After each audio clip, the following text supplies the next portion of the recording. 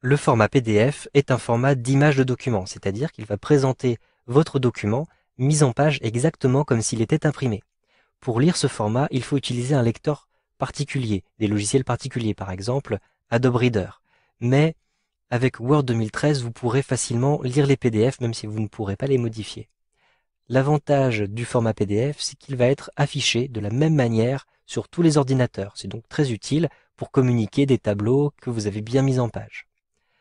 Cependant, les documents PDF vont être difficiles à modifier. Il faut donc faire attention à bien garder une version Excel de votre fichier, mais du coup, c'est utile si vous souhaitez communiquer à vos collègues un document qui est finalisé et que eux ne devront pas modifier, ne pourront donc pas modifier.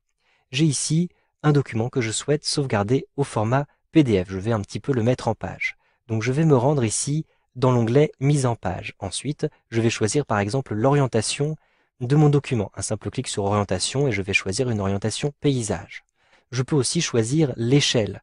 Par exemple, je vais afficher mes tableaux d'une taille 2 fois plus grande sur ma feuille. Donc je vais choisir une échelle de 100%. J'appuie sur la touche Entrée.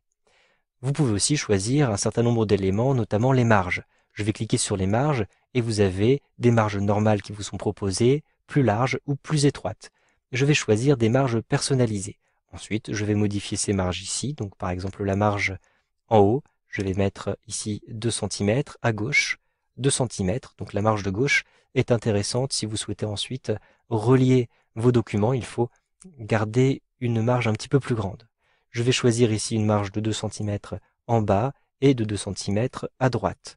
Je vais ajouter une marge supplémentaire pour les en-têtes de 1 cm et pour les pieds de page de 1 cm, comme ceci. En plus, si mon tableau est un petit peu plus petit que la page, je peux choisir de le centrer. Il suffit de cliquer ici sur centrer horizontalement ou verticalement comme ceci. Ensuite, je clique simplement sur OK pour bien valider ces différentes modifications. Je ne souhaite pas sauvegarder sous format PDF les deux tableaux, mais uniquement ce premier tableau. Je vais donc le sélectionner. Je clique ici sur B2, je maintiens le bouton de la souris appuyé et je déplace le curseur de la souris jusqu'en C7. Ensuite, je relâche le bouton de ma souris. Maintenant, je vais sauvegarder ce document sous le format PDF. J'ai deux possibilités. Je peux passer tout simplement par la fonction donc Fichier, Enregistrer sous. Je clique tout en haut à gauche sur Fichier, puis je choisis Enregistrer sous. Ensuite, je choisis l'emplacement de sauvegarde. Je vais choisir l'ordinateur par exemple et le bureau. Et je vais sélectionner à l'intérieur de la liste, à cet endroit-ci, le format qui m'intéresse, donc le format PDF. Je vais avoir, vous le voyez, un certain nombre d'éléments supplémentaires.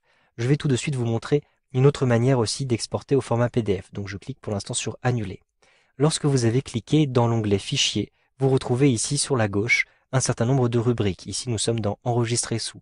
Sachez que vous pouvez aussi choisir Exporter et vous avez les différents types de fichiers qui vous sont proposés, notamment PDF ou XPS. XPS étant un format similaire qui est initié par Microsoft. Je clique simplement ici sur Créer PDF. Immédiatement, je vais avoir le format PDF qui est sélectionné à cet endroit-ci avec les différentes options qui apparaissent juste en dessous. Donc, ces différentes options me permettent d'optimiser mon document PDF. Je peux choisir une taille standard ou une taille minimale qui me permet d'envoyer plus facilement le document sur Internet. Je vais choisir la taille standard. Je peux choisir tout de suite d'ouvrir le fichier après publication.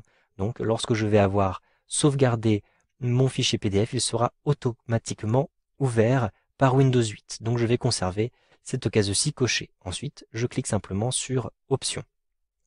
Je peux maintenant choisir les différentes pages qui vont se trouver sauvegardées à l'intérieur de ce format PDF, exactement comme si vous étiez en train de l'imprimer.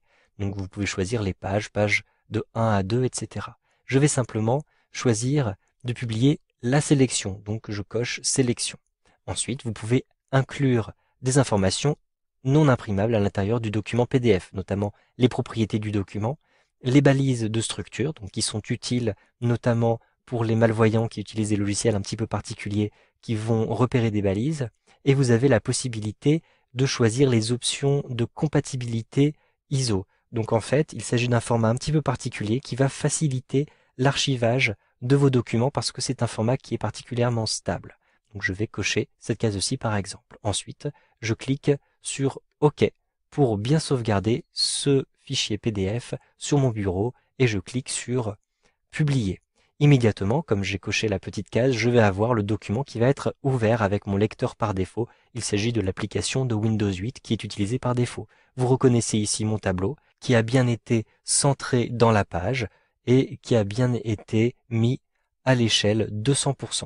Pour quitter cette application, simplement, je positionne le curseur de la souris tout en haut. Je peux aussi effectuer le geste, ici, avec un écran tactile, de balayer l'écran jusqu'en bas. Et donc, je vais retrouver le menu démarrer de Windows 8. Je clique ici sur le bureau pour retrouver mon document.